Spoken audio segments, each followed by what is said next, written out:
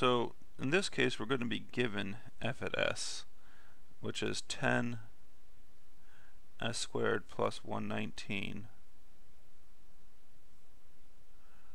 over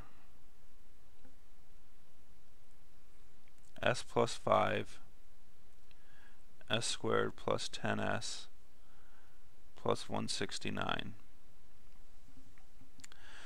Now this one here we're supposed to just find f at t. So instead of actually solving a differential equation, we've basically said here's the solution, find f at t. So we're going to have to use inverse Laplace transforms. So I already know, if I look at this for a second, we should get in the habit, whenever you see a linear term like this, s plus 5, I already know I'm going to have some kind of a over s plus 5 plus some other stuff. I mean, I don't know what the other stuff is yet, but I know I'm going to have that. Now, this s squared plus 10s plus 169 is what we have to take a closer look at.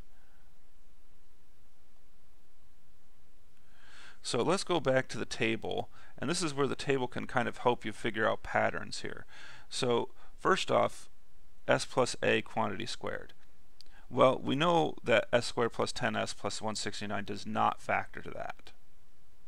It's also clearly not s squared plus omega squared because, well, we have an s term in there.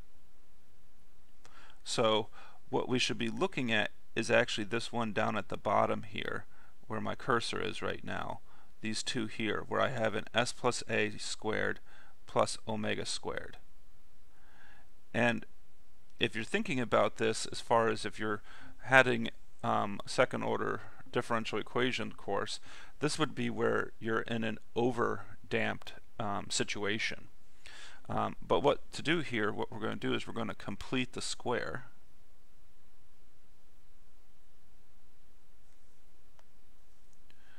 So remember that old algebra trick back from algebra that you thought, what's the point of this? Well, this is one of the reasons we're going to use it. So we have s, well, how we do completing the square, I'll just remind us here. You're going to look at b over 2a squared, which is 10 over 2 squared, which is 25. And then what I'm going to do is I'm going to rewrite this as s squared plus 10s plus 25 plus 144, because that's the exact same thing, because 25 plus 144 is 169. But then by doing that, this here is a perfect square,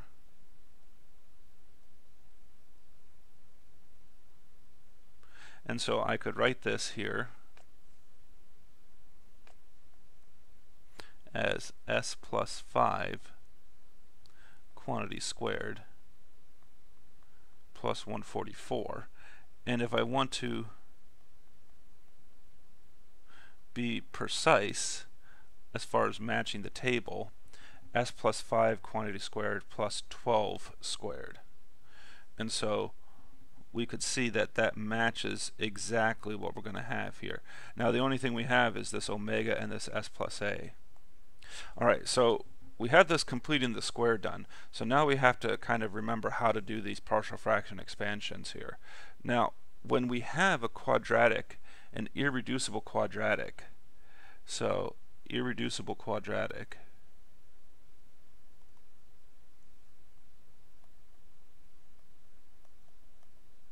what do we get here? Well, what we end up getting here is, if we have a term that's s squared plus bs plus c, what you wind up for the partial fraction expansion portion, you wind up with a capital AS plus a capital B. So it's important that we have this. It's not just a single number. So what that's saying here is if I'm doing a partial fraction expansion on this original term, and I'm going to multiply this out, or am I? No, let's not multiply it out. So I have 10 times s squared plus 119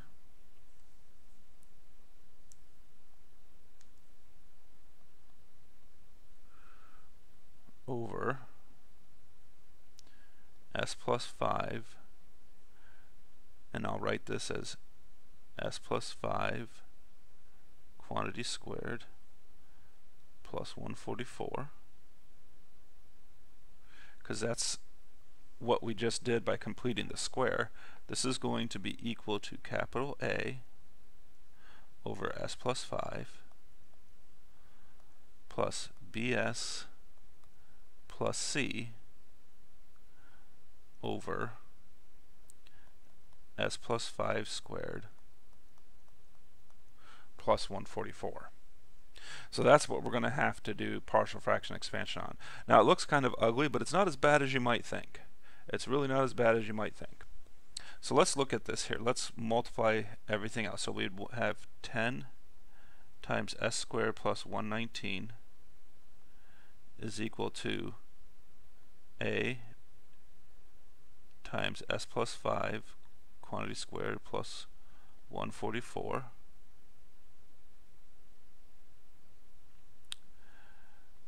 plus s plus 5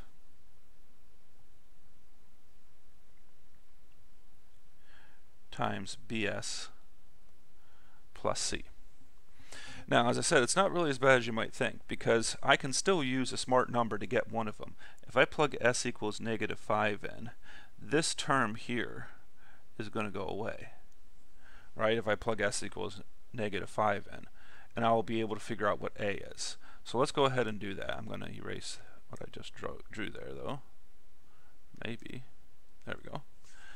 So if I plug s equals -5 in, of course I'd have 10 times quantity -5 squared plus 119 is equal to a times -5 plus 5 squared plus 144, and then just to emphasize, I'd have plus 0.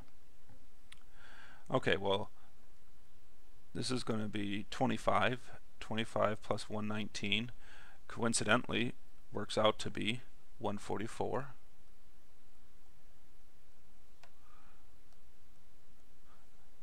-5 plus 5 is 0, so that gets me 144 as well, so a times 144. So I get a is equal to 10. So not too bad on getting one of them. Now we actually get another one pretty quickly as well, or we can get it relatively quickly.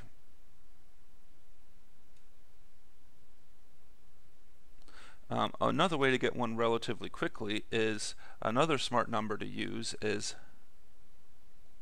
s equals 0. Why is that? Because, well, we know what a is at this point, and if I put s equals 0 in, that gets rid of the b, so we can find c.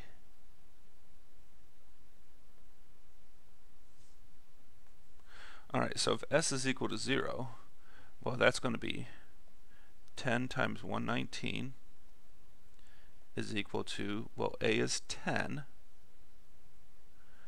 and then I'd have 0 plus 5 squared plus 144 plus 0 plus 5 times c.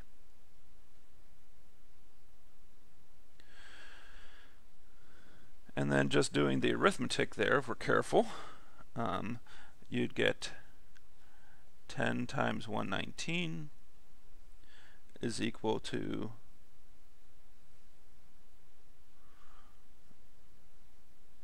10 times 169 plus 5c. And if I did my arithmetic correctly in my notes here, you'd wind up with c being -100.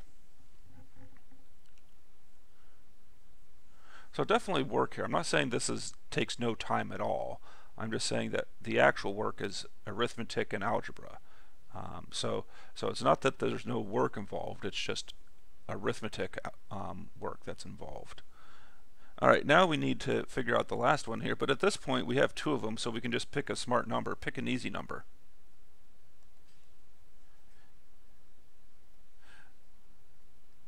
We haven't used.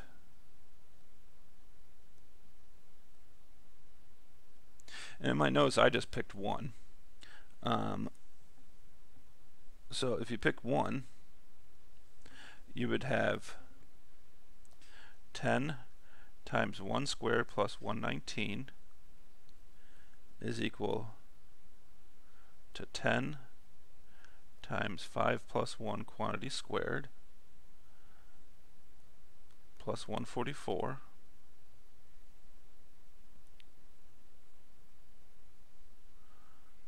plus 5 plus 1 times b minus 100. And then you got an equation here to solve for b. And then actually doing all the work here, doing all the arithmetic, you wind up with b equals 0. So after all that work we get b equals 0. Okay, so where are we at here? Well, where we're at here is now that we have my partial fraction expansion done, we have f at s is equal to 10 over s plus 5. And I'm just going to emphasize here, just for initial sake, 0s minus 100 over s plus 5 quantity squared plus 144. Now, of course, we're not going to write that 0s, so we just write this as 10 over s plus 5 minus 100 over s plus 5 squared plus 144. Now, this Laplace transform, or inverse Laplace transform, is easy. We know that this is just going to go to 10 e to the minus 5t. That's an easy one. This one has a little bit more thought process involved. So I'm going to write off to the side here. Well, first off, let's look back at the table. We see that we have two options here. One has an omega in the numerator and one has s plus a. Well, we definitely don't have an s left, so we know that there's no chance that we have any kind of cosine going on here. So we have this omega here. So what we have here is that e to the minus at sine omega t goes between omega over quantity s plus a squared plus omega squared. But it looks like we have an issue here because, well, what do we have here? Well, we don't have omega here because omega, well, omega squared is just 144. So omega is 12. I need a 12 in this numerator. It's not a big deal. Just put a 12 there. How do you put a 12 in a numerator? Well, I'm just going to multiply the numerator by 12 and then divide it by 12. And if I do that, I would wind up with 10 over s plus 5 minus, and I'm going to write this out in front, 100 over 12, because I multiplied by 12 and divided by 12, times 12 over s plus 5 quantity squared plus 144. And then of course we could simplify this. This would actually simplify to, this goes to 25 over 3. But now we can do my inverse Laplace transforms and get that f at t is simply 10 e to the negative 5t minus 25 over 3 e to the minus 5t sine of 12t. And then again we kind of put this all times u at t. So definitely a lot of work here, but I wanted to do an example in the videos here where we had to do kind of a complete the square here. So now fortunately we're probably not going to encounter this too often in our analysis, but it is something that we should be able to do.